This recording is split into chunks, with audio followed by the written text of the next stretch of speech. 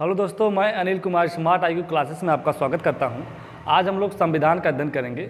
संविधान में हम लोग संविधान की विशेषताओं के बारे में अध्ययन करेंगे। विशेषता के तौर पर यहाँ पर कुछ पॉइंट दिए गए, उन्हीं पॉइंटों के आधार पर हम विशेषताओं का अध्ययन करेंगे, जिसमें से भारत के संविधान को बड़ा संविधान क्यों कहा जाता है। उसके बाद एकल नागरिकता के बारे में देखेंगे, धर्मनिरपेक्ष या पंथ निरपेक्ष के बारे में अध्ययन करेंगे। उसके बाद उद्धार का संविधान भारत के संविधान को क्यों कहा जाता है, इसके बारे में अध्ययन करेंगे। फिर राज्य क्या होते हैं, जैसे भारत को एक राज्य का दर्जा दिया गया, ये राज्य क्या होते हैं इसके बारे में देखेंगे। राज्य के नीति निर्देशक तत्व क्या होते हैं, इसके बारे में देखेंगे। त्रिस्तरीय शासन, उसके बाद व्यवस्थापिका, कार्यपालिका, न्यायपालिका, इसके बारे में देखेंगे कि व्यवस्थापिका क्या होती है, कार्यपालिका क्या होती है और न्यायपालिका क्या होती है, इनके क्या कार्य होते हैं, इसको देखेंगे। उसके बाद न्यायिक सर्वोच्चता, न्यायालय में क्या सर्वोच्च है, न्यायालय को क्यों सर्वोच्च माना जाता है, इसके बारे में देखेंगे।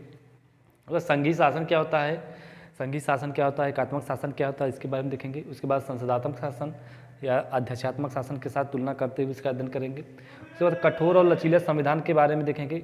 जो भारत का संविधान है ना तो बहुत कठोर माना जाता है, ना तो बहुत लचीला माना जाता है, तो मिश्रित में है, तो इसके बारे में देखेंगे। स्वतंत्रता और समानता के बारे में देखेंगे कि भारत के संविधान में स्वतंत्रता और समानता को कहाँ कितना महत्व दिया गया, इसके बारे में देखेंगे। उसके बाद सार्वभौमिक मताधिकार के बारे में देखेंगे कि जो मत देने का अधिकार दिया गया है, हर व्यक्ति को एक मत देने का अधिकार दिया गया है, उसके बारे में देखेंगे। तो सबसे पहले हम लोग भारत के संविधान को बड़ा संविधान क्यों कहा जाता है, यानी विश्व का सबसे बड़ा संविधान भारत के उस संविधान को माना जाता है। तो जब भी प्रश्न पूछा जाए कि विश्व का सबसे बड़ा संविधान किसे है, कौन सा, किस देश का है, तो भारत के संविधान को विश्व का सबसे बड़ा संविधान माना जाता है। तो बड़ा संविधान होने का प्रमुख कारण ये है कि जब हमारे संविधान निर्माणकर्ता जब संविधान का निर्माण कर रहे थे, यानी जब संविधान सभा द्वारा संविधान का निर्माण किया जा रहा था, उस समय भारत की जनसंख्या का जो विस्तार है, उसके साथ साथ जो भौगोलिक विस्तार के साथ साथ जो अनेक जाति धर्म की जो विविधताएं पाई गई हैं, उस आधार पर संविधान का निर्माण किया गया। इसलिए संविधान हमारा विस्तृत संविधान हो गया, यानी बड़ा संविधान माना जाता है। बड़ा संविधान जब हमारा जो संविधान जब लागू किया गया था, यानी 26 जनवरी 1950 के दिन जब हमारा संविधान लागू किया गया था, उसे मूल संविधान के नाम से जाना जाता है। 26 जनवरी 1950 जब हमारा संविधान लागू किया गया था, तो इसको मूल संविधान के नाम से जाना जाता है। उसके बाद समय समय पर संशोधन होते गए और इसमें काफ़ी परिवर्तन हमें देखने को मिलता है वर्तमान में। तो जब हमारा संविधान लागू किया गया था, उसे मूल संविधान कहेंगे। उस समय देखिए 22 भाग थे, 395 अनुच्छेद थे और 8 अनुसूचियाँ थीं। संशोधनों के माध्यम से भाग में जो है 4 की वृद्धि हुई है, जिसमें से 4 क 9 क 9 ख 14 क के इनकी संख्या है। तो ये जो है इनकी संख्या में 4 की वृद्धि हुई है। और जो अनुच्छेद 395 थे मूल संविधान में, उनकी संख्या वर्तमान में इनकी संख्या लगभग 480 प्लस हो गई है। तो इनकी संख्या में भी वृद्धि हुई है, काफ़ी वृद्धि हुई है इसकी संख्या में। उसके बाद अनुसूचियों की संख्या जो मूल संविधान में 8 थी, इनकी संख्या में भी 4 की वृद्धि हुई है, यानी 9, 10, 11, 12। वर्तमान में जो है अनुसूचियों की संख्या 12 हो गई है और मूल संविधान में अनुसूचियों की संख्या 8 थी।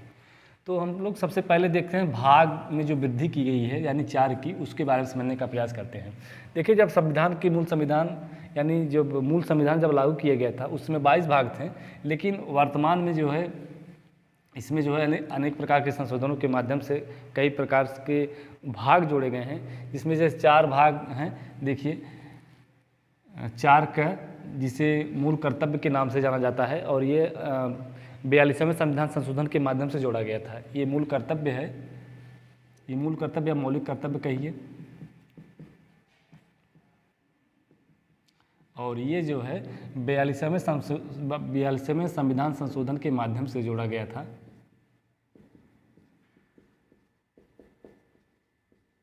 पूछा जाता है कि मौलिक कर्तव्य कब जोड़ा गया था और किस संविधान संशोधन के माध्यम से जोड़ा गया था, तो 42वें संविधान संशोधन के माध्यम से जोड़ा गया था। और एक नया भाग जोड़ा गया था, 4 क के नाम से जाना जाता है। 4 के बाद 4 क जोड़ा गया था। उसके बाद दूसरा भाग है जो जोड़ा गया बाद में, 9 क के नाम से जाना जाता है। ये नगर पालिका से संबंधित है, जो स्थानीय स्वशासन के नाम से जाना जाता है। जो भारत में जो नगर पालिकाएँ नगरों में जो कार्य करते हैं जो प्रशासन के तौर पर, उसे नगर पालिका कहा जाता है। तो नगर पालिका जोड़ा गया था और यह जो है संविधान संशोधन 74 के माध्यम से जोड़ा गया था। 74वें संविधान संशोधन के माध्यम से जोड़ा गया था। उसके बाद 9ख जोड़ा गया था। 9ख ये जो है सहकारी समितियां ने जो सहकारिता होती है उसके बारे में बताया गया है। सहकारिता, और यह जो है 97वें संविधान संशोधन के माध्यम से जोड़ा गया था। 97वें संविधान संशोधन के माध्यम से जोड़ा गया था। उसके बाद एक भाग जोड़ा गया था जिसे 14क के नाम से जाना जाता है। 14क जो है ये 14क जो है अधिकरण से संबंधित है और इसे जो है 42वें संविधान संशोधन के माध्यम से जोड़ा गया था। अधिकरण, और इसे जो है 42वें संविधान संशोधन के माध्यम से जोड़ा गया था। तो ये परीक्षाओं में काफ़ी महत्वपूर्ण होते हैं क्योंकि ये बाद में जोड़े गए हैं, इसलिए यहाँ से प्रश्न बनते हैं। तो पूछा जाता है कि 4क किससे संबंधित है, तो मौलिक कर्तव्य से संबंधित है। और फिर पूछा जाता है कि किस संविधान संशोधन के माध्यम से मौलिक कर्तव्य को संविधान में जोड़ा गया था, तो 42वें संविधान संशोधन के माध्यम से मौलिक कर्तव्य को संविधान में जोड़ा गया। उसके बाद 9क के बारे में पूछता है कि 9क किससे संबंधित है। 9क स्थानीय स्वशासन के बारे में है। ये नगरों के शासन के बारे में बताया गया, इसे नगर पालिका कहा जाता है। यह 74वें संविधान संशोधन के माध्यम से जोड़ा गया था। उसके बाद 9ख आता है। 9ख सहकारिता या सहकारी समितियाँ जो होती हैं उसके बारे में बताया गया है। इसको जो है 97वें संविधान संशोधन के माध्यम से जोड़ा गया। उसके बाद 14क है। 14क को अधिकरण के नाम से जाना जाता है और यह 42वें संविधान संशोधन के माध्यम से जोड़ा गया था। तो ये भाग थे। जब भी प्रश्न पूछा जाए कि संविधान में कितने भाग हैं, तो 22 भाग हैं। और ये जो है देखिए 4क, 9ख, 14क, तो ये जो क ख ये जोड़े गए हैं तो इन भागों के अंतर्गत ही जोड़े गए हैं। इसलिए मूल संविधान में कितने भाग थे, 22 भाग हैं। वर्तमान में कितने भाग हैं, 22 भाग ही कहे जाएंगे। लेकिन जब उनकी संख्या पूछी जाएगी तो 26 उनकी संख्या हो गई है।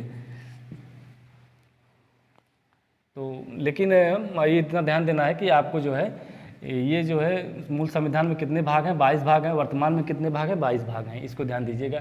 ये 26 संख्या आपको ध्यान नहीं देना है। और फिर हम लोग अनुसूचियों के बारे में समझने का प्रयास करते हैं। अनुच्छेद के बारे में देखिए। अनुच्छेदों की संख्या मूल संविधान में 395 थी, लेकिन समय समय पर संशोधनों के माध्यम से इनकी संख्या लगभग 480 प्लस हो गई है। 480 से अधिक मूल जो है अनुच्छेद हो गए हैं। अनुसूचियों के बारे में देखिए। अनुसूचियों की संख्या मूल संविधान में 8 थी, लेकिन समय समय के साथ संशोधनों के माध्यम से इनकी संख्या में वृद्धि की गई है। इनकी संख्या में 4 की वृद्धि की गई है। देखिए पहले 8 अनुसूचियाँ थीं जो बाद में जोड़ी गई। 9वीं अनुसूची जोड़ी गई, 10वीं जोड़ी गई, 11वीं जोड़ी गई और 12वीं जोड़ी गई। तो पूछा जाता है कि वर्तमान में संविधान में कितनी अनुसूचियाँ हैं, तो 12 अनुसूचियाँ हैं। जब पूछा जाए कि मूल संविधान में कितनी अनुसूचियाँ थी, तो 8 अनुसूचियाँ थीं। तो देखिए जो 9वीं अनुसूची जोड़ी गई थी, 9वीं अनुसूची में जो इसे जो है पहला संविधान संशोधन जो था, भारत के पहला संविधान संशोधन के माध्यम से 9वीं अनुसूची जोड़ा गया था। इसलिए प्रश्न बनता है कि जब पहला संविधान संशोधन किसके संबंधित है, तो पहला संविधान संशोधन जो है 9वीं अनुसूची से संबंधित है। 9वीं अनुसूची में बताया गया है कि अगर 9वीं अनुसूची के अंतर्गत किसी भी कानून को जोड़ा जाएगा, अगर किसी भी कानून को अगर 9वीं अनुसूची के अंतर्गत रखा जाएगा तो उस कानून को जो है न्यायालय में चुनौती नहीं दिया जाएगा। इसके बारे में ये बताया गया है और इसको जो है पहले संविधान संशोधन में जोड़ा गया था। पहले संविधान संशोधन में जोड़ा गया था। उसके बाद 10वीं अनुसूची। 10वीं अनुसूची जो है 92वें संविधान संशोधन के माध्यम से जोड़ा गया। ये दल बदल से संबंधित है और ये जो है 92वें संविधान संशोधन से जोड़ा गया। 92वें संविधान संशोधन से जोड़ा गया और ये जो है दल बदल से संबंधित है। दल बदल का मतलब ये है कि कोई भी अगर पार्टी है उससे संबंधित जो सदस्य हैं, जीते हुए सदस्य हैं, वो अगर पार्टी को जो है छोड़कर दूसरी पार्टी में जाते हैं तो उनकी सदस्यता निरस्त हो जाएगी। इसी को दल बदल में बताया गया है। तो ये 92वें संविधान संशोधन से संबंधित है। उसके बाद 11वीं अनुसूची। 11वीं अनुसूची जो है ये ग्राम पंचायतों के बारे में है। ग्राम पंचायत या पंचायतों के बारे में बताया गया है। इसमें बताया गया है कि जो अनुसूचियाँ हैं इनमें 11वीं अनुसूची में बताया गया है कि ग्राम पंचायतों में 29 विषयों की सूची है। ये यहाँ पर 29 विषयों की सूची है। पूछा जाता है कि पंचायत में कितने विषय हैं, तो 29 विषय हैं, और इन 29 विषयों पर ही ग्राम पंचायत अपने प्रशासन का कार्य करते हैं। तो और ये जो है 73वें संविधान संशोधन के माध्यम से जोड़ा गया था। 73वें संविधान संशोधन के माध्यम से जोड़ा गया था। उसके बाद देखिए 12 जो अंतिम अनुसूची है 12, इसको जो है नगर पालिका के नाम से जाना जाता है। नगरीय जो प्रशासन होता है, कैसे नगर प्रशासन को चलाया जाएगा, इसके बारे में बताया गया है। इसकी सूची है, इसमें कुल 18 विषय को जोड़ा गया है। तो ये नगर पालिका से संबंधित है, इसमें जो है 18 विषय हैं, और ये जो है 74वें संविधान संशोधन के माध्यम से जोड़ा गया था। तो अभी हमने देखिए मूल संविधान में जब संविधान को लागू किया गया था उस समय 22 भाग थे, इनकी संख्या में 4 की वृद्धि की गई है। लेकिन जब भी प्रश्न पूछा जाए कि संविधान में कितने भाग हैं, तो हमारा उत्तर 22 ही होगा, क्योंकि ये संख्याएं जो है उन भागों के अंदर ही जोड़ी गई हैं। जैसे 4 के बाद 4 का जोड़ा गया है, 9 के बाद 9 का जोड़ा गया है, 9 उसके बाद 6 जोड़ा गया है। तो ये सब 9 के अंतर्गत आएंगे, ये 4 के अंतर्गत आएगा। इस आधार पर मूल संविधान में 22 भाग हैं, और वर्तमान में भी 22 भाग हैं। उसके बाद देखिए अनुसूचियों के बारे में देखिए। अनुसूचियों की संख्या मूल संविधान में 8 थी, लेकिन वर्तमान में संशोधनों के माध्यम से देखिए पहले संविधान संशोधन के माध्यम से 9वीं सूची जोड़ी गई, 92वें संविधान संशोधन के माध्यम से 10वीं सूची जोड़ी गई, जो दल बदल से संबंधित है। फिर उसके बाद ग्राम पंचायतों की प्रशासन को जो है 11वीं सूची के अंदर जोड़ा गया था, ये 73वें संविधान संशोधन के माध्यम से जोड़ा गया। उसके बाद 12वीं अनुसूची नगर पालिका से संबंधित है, और इसमें 18 विषय हैं, और इसको जो है 74वें संविधान संशोधन के माध्यम से जोड़ा गया है। तो ये समय समय पर जो परिवर्तन हमें देखने को मिला उसके बारे में देखिए। इस आधार पर हमारे संविधान को जो है लगातार इसमें वृद्धि होती चली जा रही है। इस आधार पर हम कह सकते हैं कि हमारा जो संविधान है बड़ा संविधान कहा जाता है, ये विश्व का सबसे बड़ा संविधान भी है। उसके बाद देखिए लिखित संविधान के बारे में समझने का प्रयास करते हैं। लिखित संविधान का मतलब ये होता है कि जहाँ किसी देश में अगर लिखा हुआ संविधान हमें देखने को मिलता है उसे लिखित संविधान कहा जाता है। जैसे भारत का संविधान लिखित संविधान है, अमेरिका का संविधान लिखित संविधान के अंतर्गत आता है। तो लिखित संविधान जो है हमारा लिखित संविधान है और बड़ा संविधान है, इसके बारे में हमने समझने का प्रयास किया। आइए हम उसके बाद हम लोग एकल नागरिकता के बारे में समझने का प्रयास करते हैं। देखिए एकल नागरिकता का मतलब ये है कि जब हमारे संविधान में जो एकल नागरिकता का प्रावधान किया गया है, इसमें केंद्र स्तर पर और राज्य स्तर पर दोनों स्तर पर एक ही नागरिकता का प्रावधान किया गया है, इसी को जो है एकल नागरिकता कहा जाता है। उसके बाद हम लोग धर्मनिरपेक्ष के बारे में समझने का प्रयास करते हैं। धर्मनिरपेक्ष और पंथनिरपेक्ष क्या होता है? धर्मनिरपेक्ष कहिए चाहे पंथनिरपेक्ष कहिए, दोनों का मतलब एक ही है। इसको देखिए, जो धर्मनिरपेक्ष होते हैं, हमारा जो भारत है वहाँ पर किसी प्रकार का कोई धर्म का उल्लेख नहीं किया गया है, यानी सर्वधर्म संपन्न, यानी सभी धर्मों को समानता का दर्जा दिया गया है। इस आधार पर जो है भारत में जो है कोई धार्मिक राष्ट्र नहीं है।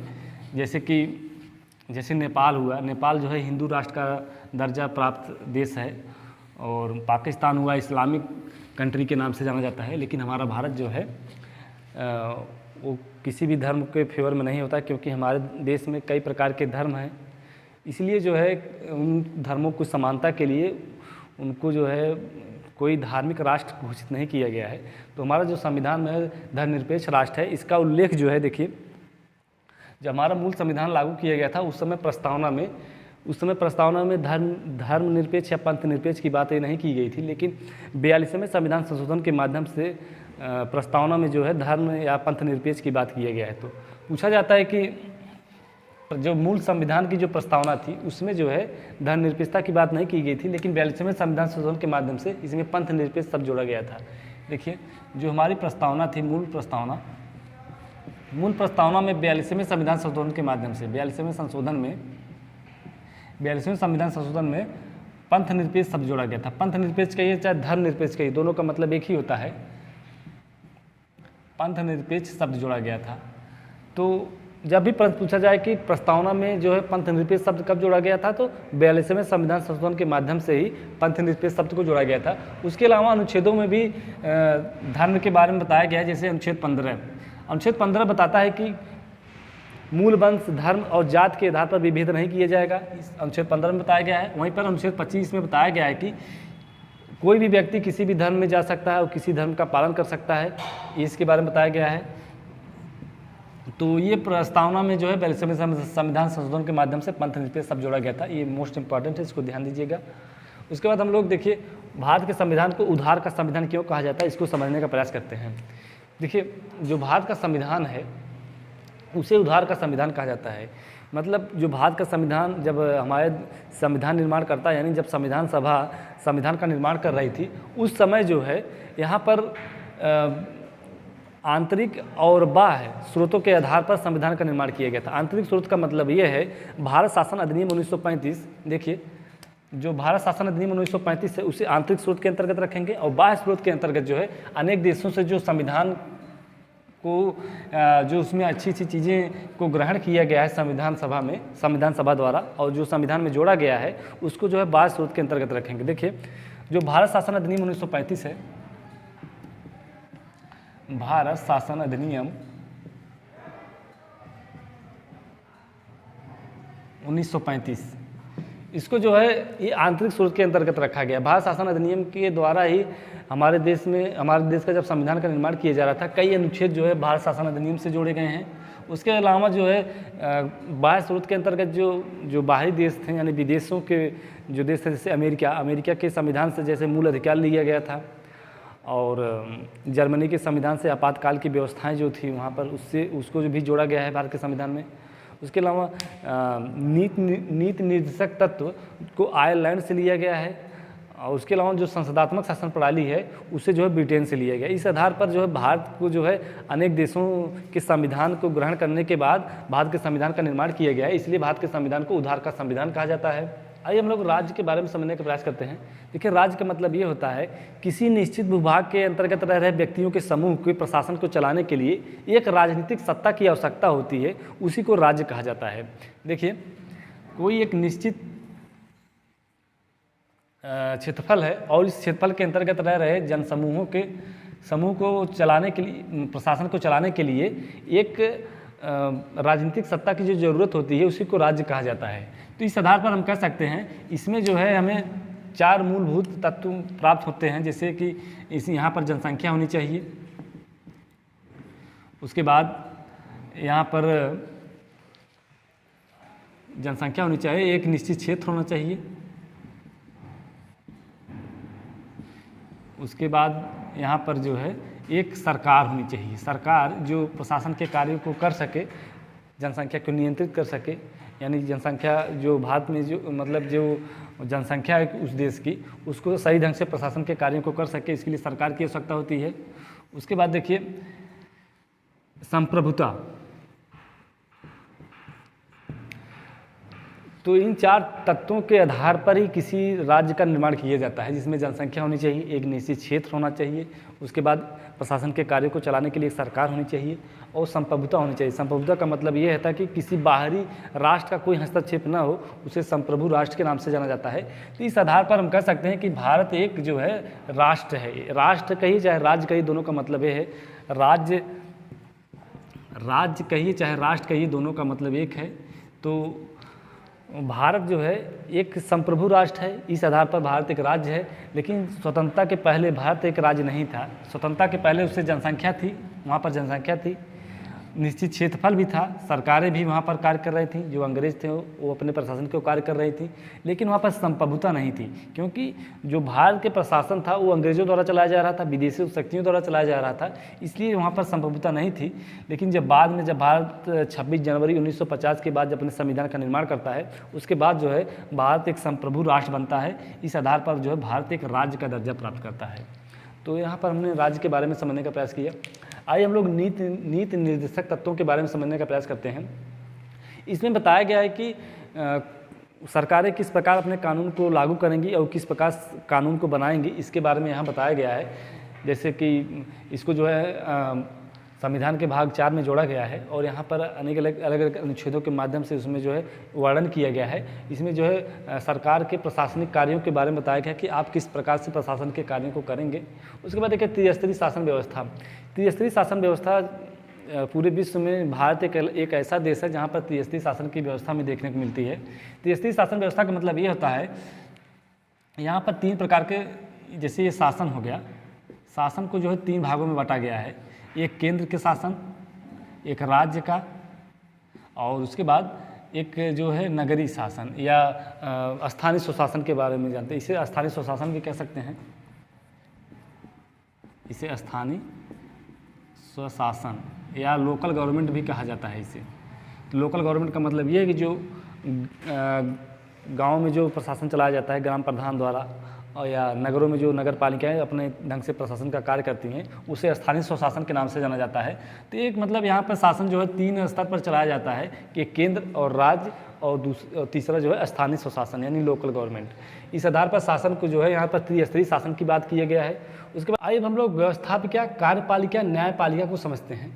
व्यवस्थापिका, कार्यपालिका, न्यायपालिका ये शासन के 3 अंग हैं जिसके आधार पर इनके अलग अलग कार्यों को निर्धारित किया गया है।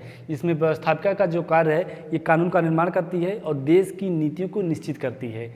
वहीं पर कार्यपालिका का कार्य ये है कि जो व्यवस्थापिका द्वारा जो कानून का निर्माण किया गया है उन कानूनों को सही ढंग से कार्यान्वित करने का कार्य जो कार्यपालिका करती है। और न्यायपालिका का मतलब ये है कि व्यवस्थापिका द्वारा जो कानून का निर्माण किया गया है उस कानून के आधार पर न्याय देने का कार्य, न्याय प्रदान करने का कार्य जो है न्यायपालिका करती है। आइए हम व्यवस्थापिका के बारे में डिटेल से समझने का प्रयास करते हैं। देखिए, जो व्यवस्थापिका है, व्यवस्थापिका का मतलब ये है कि जो हमारा जो सदन है, सदन में 2 सदन होते हैं, लोकसभा, राज्यसभा। जो हमारा सदन है इसमें लोकसभा और राज्यसभा 2 सदन हैं, और लोकसभा में सदस्यों की संख्या 545 है और राज्यसभा में सदस्यों की संख्या जो है 245 है। तो लोकसभा में सदस्यों की संख्या 545, राज्यसभा में सदस्यों की संख्या 245। अगर हम इन सदस्यों को, लोकसभा और राज्यसभा के सदस्यों को अगर देखा जाए तो इनको जो है व्यवस्थापिका के नाम से जाना जाता है, इन्हीं को व्यवस्थापिका के नाम से जाना जाता है। और इन्हीं व्यवस्थापिका के सदस्यों के द्वारा ही व्यवस्थापिका के सदस्यों के द्वारा ही मंत्रिपरिषद की स्थापना किया जाएगा। यानी मंत्रिपरिषद की बात करें तो जो कार्यपालिका है उसे मंत्रिपरिषद के नाम से भी जाना जाता है, क्योंकि जो मंत्रिपरिषद है वही जो है कानूनों को सही तरीके से लागू करने का कार्य करती है। इसीलिए जो कार्यपालिका है वो मंत्रिपरिषद कह सकते हैं हम लोग। तो यहाँ पर देखिए 545 सदस्य लोकसभा के, 245 सदस्य राज्यसभा के। अगर कोई भी कानून अगर संशोधन के माध्यम से या कोई कानून अगर बनाने की बात होगी तो पहले लोकसभा में आएगी या राज्यसभा में आएगी। दोनों सदनों में किसी भी सदन में जो है कानून को पारित किया जा सकता है। अगर मान लीजिए लोकसभा में वो कानून आती है, लोकसभा में पास होने के बाद वो कानून जो है राज्यसभा में जाएगी। देखिए, लोकसभा में अगर पास हो गया उसके बाद राज्यसभा में जाएगी, राज्यसभा में अगर पास हो जाती है उसके बाद ये कानून जो है राष्ट्रपति के पास जाएगी। इस बार राष्ट्रपति अगर इस पर अपना सिग्नेचर कर देगा तो वो कानून जो है, जो विधेयक था वो अधिनियम का रूप ले लेगी। तो यही एक प्रक्रिया है कि संविधान में संशोधन करने का या किसी भी कानून को बनाने का। तो एक प्रक्रिया है, इसी को जो है जब कानून का निर्माण किया जाएगा, तो कानून का निर्माण जो है लोकसभा और राज्यसभा के सदस्य कर रहे हैं, इसलिए जो इन्हें व्यवस्थापिका के अंतर्गत रखा जाएगा। उन्हीं व्यवस्थापिका के सदस्यों में से कुछ सदस्यों को चुना जाएगा जो मंत्रिपरिषद के नाम से जाना जाता है। यानी जो 545 सदस्यों में सबसे बड़ी पार्टी चुन के आएगी वो सरकार बनाएगी। उन सरकारों में से वो कुछ प्रधानमंत्री के चुनिंदा लोग ही मंत्रिपरिषद में जुड़ते हैं और उन मंत्रिपरिषद के लोग को ही कार्यपालिका के नाम से जाना जाता है। तो जो कानून का, जो व्यवस्थापिका द्वारा जो कानून का निर्माण किया जाएगा, उन कानूनों को लागू करने का कार्य, उन कानूनों को कार्यान्वित करने का कार्य जो मंत्रिपरिषद करता है या कार्यपालिका करती है। तो ये हम लोगों ने कार्यपालिका के बारे में समझने का प्रयास किया। तो उसके बाद देखिए न्यायपालिका। न्यायपालिका का मतलब ये होता है कि व्यवस्थापिका द्वारा जो कानून का निर्माण किया जाएगा, व्यवस्थापिका द्वारा जो इस कानून को बनाया जाएगा, उन कानूनों के आधार पर न्याय प्रदान करने का कार्य जो है न्यायपालिका करती है। आइए हम लोग न्यायिक सर्वोच्चता के बारे में समझने का प्रयास करते हैं। न्यायिक सर्वोच्चता क्या होती है? भारत के संविधान में न्याय को सर्वोच्च माना गया है, इस आधार पर इसे जो है न्यायिक सर्वोच्चता का दर्जा दिया गया है। देखिए, इसका मतलब ये है कि जब भी जैसे मान लीजिए ये सबसे ऊपर सुप्रीम कोर्ट होती है, उसके बाद हाई कोर्ट होती हैं। हर राज्य में एक हाई कोर्ट की स्थापना किया गया है। सुप्रीम कोर्ट की संख्या पूरे भारत में 1 है। उसके बाद जो है अधीनस्थ न्यायालय। अधीनस्थ न्यायालय जो है, जो राज्य होते हैं हर जिले में एक अधीनस्थ न्यायालय की स्थापना किया गया है, जिसमें उसमें जो है दीवानी न्यायालय, फौजदारी न्यायालय के रूप में बांटा गया है। तो सबसे ऊपर सुप्रीम कोर्ट है। अगर कोई भी डिसीजन पहले अधीनस्थ न्यायालय में जाएगा, अधीनस्थ न्यायालय के बाद वो हाई कोर्ट में जाएगी, हाई कोर्ट के बाद वो अंतिम रूप से सुप्रीम कोर्ट में जाएगी। जो सुप्रीम कोर्ट का डिसीजन हो उसे जो है सर्वोच्च माना जाता है, उसको पालन जो है कार्यपालिका द्वारा उसका पालन किया जाएगा, इसलिए जो है इसको जो है न्यायिक सर्वोच्चता कहा जाता है। तो इसके साथ ही साथ जब भी किसी के मौलिक अधिकार का हनन होगा तो अनुच्छेद 32 के तहत वो सुप्रीम कोर्ट जा सकता है, अनुच्छेद 226 के तहत वो हाई कोर्ट जा सकता है। तो अनुच्छेद 32 के तहत अगर किसी के मौलिक अधिकार का हनन होगा तो वो सुप्रीम कोर्ट जाएगा, और 226 के तहत वो हाई कोर्ट जा सकता है। और उसके बाद जो है अगर व्यवस्थापिका द्वारा जो कानून का निर्माण किया जाता है, उन कानूनों को अगर कार्यपालिका सही तरीके से अगर उन कानूनों को पालन नहीं करती है, कार्यान्वयन सही तरीके से नहीं करती है, तो वे जो है व्यवस्थापिका के कानून का उल्लंघन माना जाता है। इस आधार पर उस सरकार को भी वो जो है उस कानून को रद्द करने का कार्य भी न्यायपालिका कर सकती है। तो इसलिए जो है इसे न्यायिक सर्वोच्चता कहा जाता है। आइए हम लोग संघीय शासन के बारे में समझने का प्रयास करते हैं। संघीय शासन क्या होता है? संघीय शासन का मतलब यह है कि जब एक संघीय शासन होता है, एक एकात्मक शासन होता है। तो एकात्मक शासन में मतलब ये होता है कि जिसमें सत्ता जो है सिर्फ केंद्र के पास अधिक शक्ति हो, राज्य के पास शक्ति न हो, उसे एकात्मक शासन कहा जाता है। लेकिन भारत एक संघीय शासन है। यहाँ पर भारत में एक संघीय शासन है। भारत में जो जितने भी राज्य हैं, उन राज्यों और केंद्र सरकार के बीच शक्तियों को जो बंटवारा किया गया है उसे संघीय शासन कहा जाता है। तो शक्तियों का बंटवारा जो है संघ सूची, राज्य सूची, समवर्ती सूची के आधार पर इन शक्तियों को बंटवारा सिस्टमेटिक ढंग से किया गया है, इसी को संघीय शासन कहेंगे। उसके बाद देखिए संसदात्मक शासन प्रणाली को समझते हैं। संसदात्मक शासन प्रणाली का मतलब ये होती है जो शासन प्रणालियाँ होती हैं ये व्यवस्थापिका और कार्यपालिका के संबंधों के आधार पर निर्धारित की जाती हैं। मतलब ये कि लोग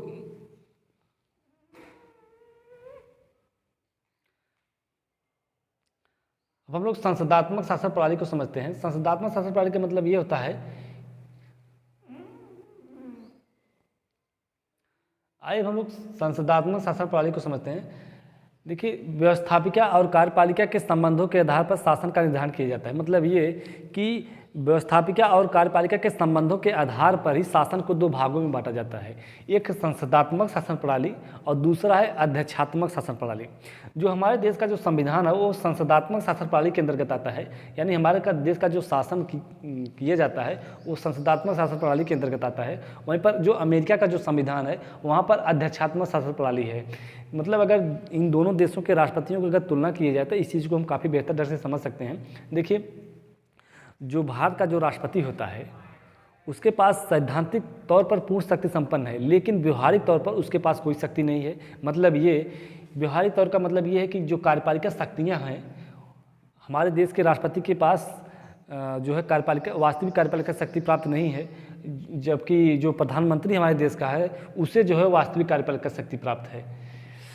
वहीं पर जो अमेरिका का राष्ट्रपति होता है, अमेरिका के राष्ट्रपति के पास जो है सैद्धांतिक और व्यवहारिक दोनों तौर पर उसे पूर्ण शक्ति संपन्न माना जाता है। यानी जो अमेरिका का जो राष्ट्रपति है उसे वास्तविक कार्यपालिका शक्ति प्राप्त है। हमारे यहाँ जो राष्ट्रपति है उसे वास्तविक कार्यपालिका शक्ति प्राप्त नहीं है। इसलिए जो है हमारे यहाँ संसदात्मक शासन प्रणाली है और अमेरिका में अध्यक्षात्मक शासन प्रणाली है। आइए हम लोग कठोर और लचीले संविधान को समझने का प्रयास करते हैं। देखिए कठोर संविधान उसे कहते हैं जब किसी देश में संविधान संशोधन बहुत कठिनाई से होता हो, उसे कठोर संविधान कहा जाता है।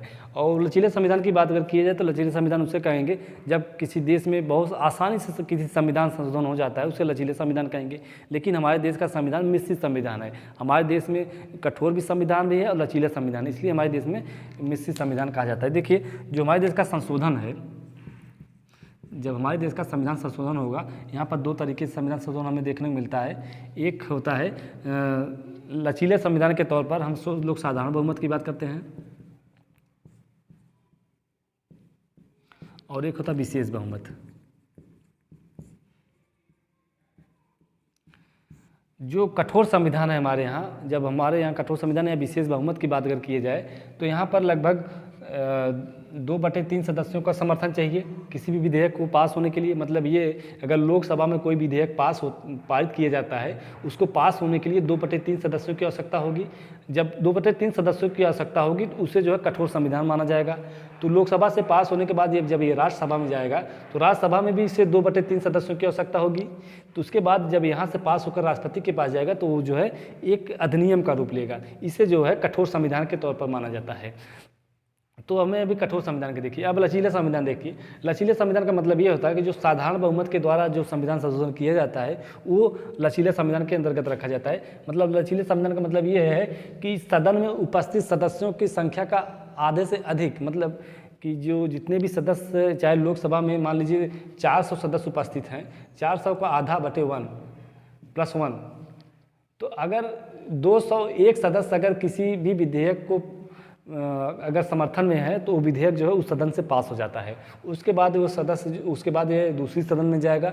दूसरी सदन में भी अगर 1/2 + 1 सदस्य अगर उसके समर्थन में है तो वो विधेयक पास हो जाएगा। उसके बाद राष्ट्रपति के पास जाएगा, राष्ट्रपति अपना सिग्नेचर करेगा, वो अधिनियम का रूप ले लेगा। इसे ही संविधान संशोधन कहा जाता है। इस आधार पर हम कह सकते हैं कि जो हमारे देश का संविधान है साधारण बहुमत यानी लचीला संविधान है, और विशेष बहुमत में यानी कठोर संविधान है। और इसके साथ साथ विशेष बहुमत में ये भी है कि कुछ संविधान संशोधन ऐसे भी होते हैं जो विशेष बहुमत के तौर पर, जिससे विशेष बहुमत तो 2/3 सदस्य लोकसभा राज्यसभा में तो चाहिए ही, लेकिन आधे से अधिक राज्यों की भी समर्थन की आवश्यकता होती है, उसको जो है कठोर संविधान के तौर पर जाना जाता है। तो भी हमने देखिए कठोर संविधान लचीले संविधान को समझने का प्रयास किया। स्वतंत्रता और समानता के बारे में समझते हैं। देखिए स्वतंत्रता और समानता क्या होती है इसके बारे में देखते हैं। हमारे संविधान जो संविधान है, संविधान के मूल अधिकार में जो है स्वतंत्रता और समानता की बातें किए गया है उस वहाँ पर। तो जो मूल अधिकार है यानी भाग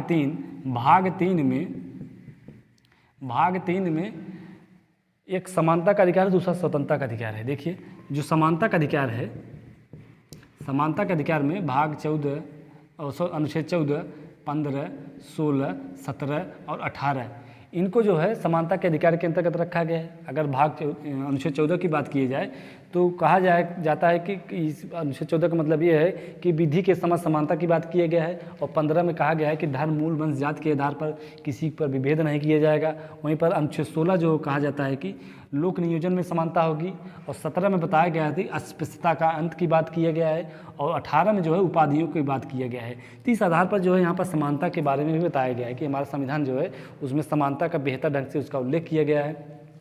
अगर स्वतंत्रता की बात की जाए, स्वतंत्रता में बात की जाए तो अनुच्छेद 19, 20, 21 और 22, 21 और 21 का भी है, तो यहाँ पर स्वतंत्रता की बात किया गया है। देखिए अनुच्छेद 19 जो है वाक स्वतंत्रता की बात करता है, 20 जो है गिरफ्तारियों के संबंध में संरक्षण की बात करता है, 21 कहता है कि दैहिक स्वतंत्रता की बात करता है, और 21 का जो है इसमें बताया गया है कि जो 6 से 14 वर्ष के जो बच्चे हैं उन्हें जो है शिक्षा का अधिकार की बात किया गया है, यानी शिक्षा के अधिकार के तौर पर उन्हें स्वतंत्रता दी गई है कि आप जो है शिक्षा को ग्रहण कर सकते हैं।